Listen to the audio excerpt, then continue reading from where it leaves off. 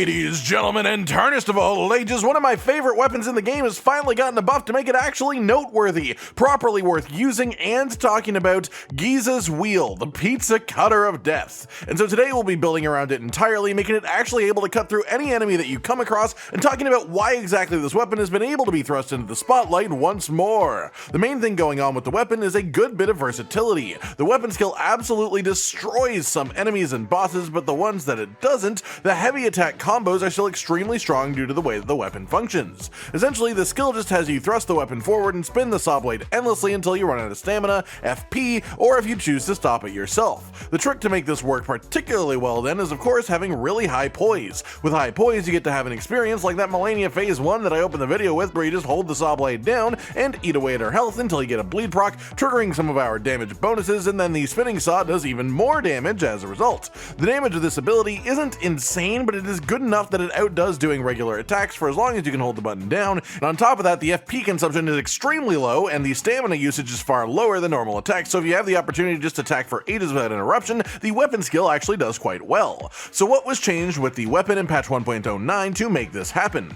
Well, first up we had some attribute scaling changes for Colossal weapons, which just makes the weapon stronger as a whole, but the weapon skill spinning weapon actually scales with your attributes as well, and so this affects everything that we have. However, more importantly, they increase the attack generation speed of spinning wheel, meaning that it just hits faster, and then they also added a roll and heavy attack cancel timing while using the skill. Before, when you wanted to stop using spinning wheel, you'd have to do about a second long animation to actually put it down, but now at any point you can cancel out of it with a roll or a heavy attack, and while this is just sort of alright for PvE, it is actually excellent in PvP, which brings us to our next point of how the build functions in PvP. The weapon skill itself is just sort of alright here, the reach isn't very long, the damage over just a couple of frames isn't very much, and it is incredibly predictable that you're going to be using it when people see this weapon. However, this change makes it really easy to lull your opponent into a false sense of security, thinking that you are locked into this animation once you start the spinning wheel, only for you to break it into a heavy attack, surprising them and taking them completely off guard. On top of that, charged heavy attacks are actually silly because another unique part of this weapon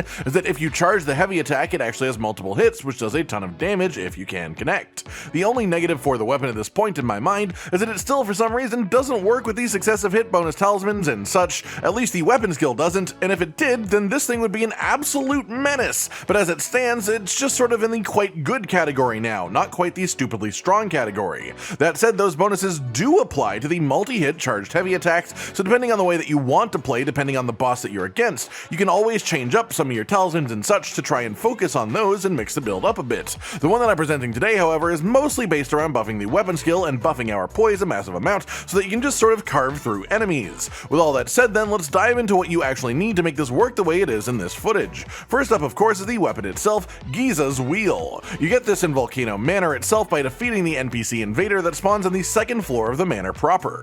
Then you need a seal. Any seal will do, so just grab any of the weightless ones, even if your stats aren't enough to use it properly. Seal scaling is irrelevant for this build, as our incantations are only set buffs that don't adjust to your scaling. Thirdly, you want the White Mask helmet. This gives you a 10% boost to all damage for 20 seconds after a bleed proc happens near you. This weapon has 70 bleed status on it, so between the weapon skill and the multi-hit heavy attacks, it is quite capable of causing bleed procs quite regularly, and thus making this effect activate. You get this one by defeating the White Mask invader that spawns in the pool of blood in Mohg's area, but it'll only spawn before you defeat Mohg himself. For the rest of your armor, you just want maximum poise, so Bull Goats is the ideal set, but any one with high poise that you like the fashion of will do quite well. Then we move on to our talismans, and first up of course is the Shard of Alexander to boost your weapon skill damage by 15%. This effect is very strong, and you probably already have the talisman at this point because of how many builds it affects, but just in case you don't, you get it from a 3-stage questline. First go and find and talk to Alexander in the desert where you defeat Radon, then talk to him again in the lava field southwest of the Seedwater Terminus site of Grace on Mount Gelmir,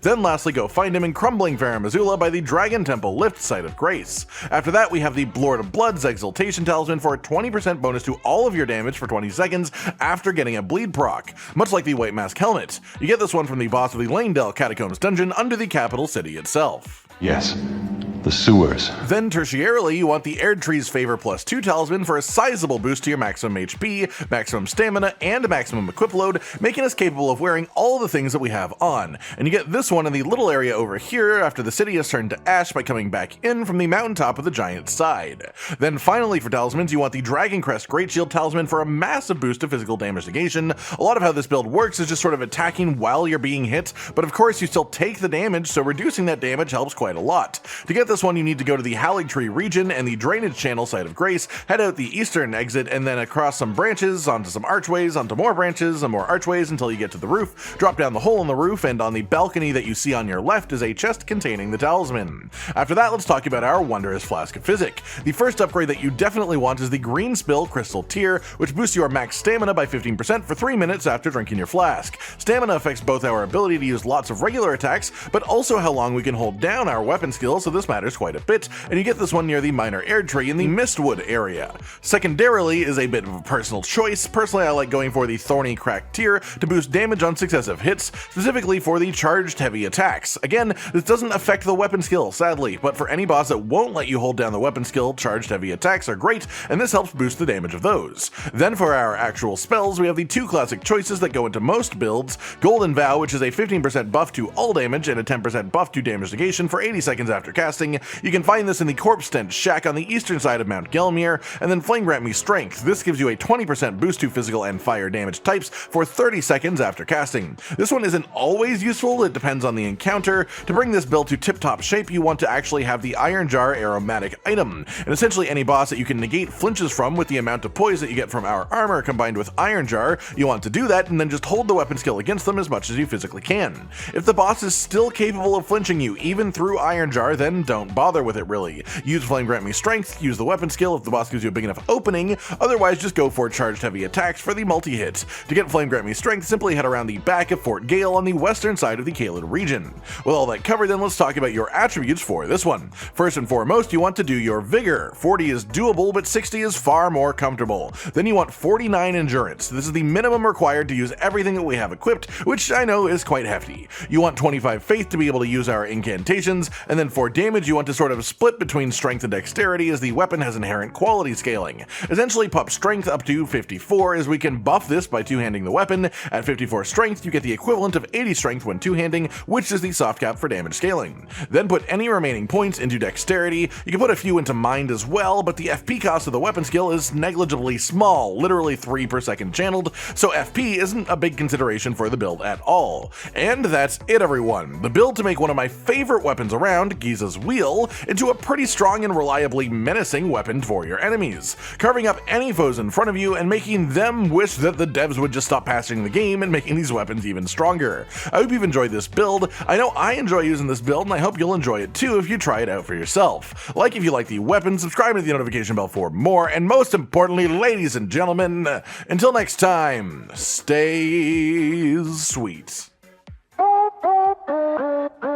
Josh, Cotton, and Hollow with the videos, dropping the humor like a hammer on your tippy toes, bringing entertainment on a daily arrangement to take our insanity and turn it into entertainment. Yes, I said entertainment twice, to reiterate that it is nice to look into your faces on a mostly daily basis when you let us in your homes to make the whole world a stage. Goodbye.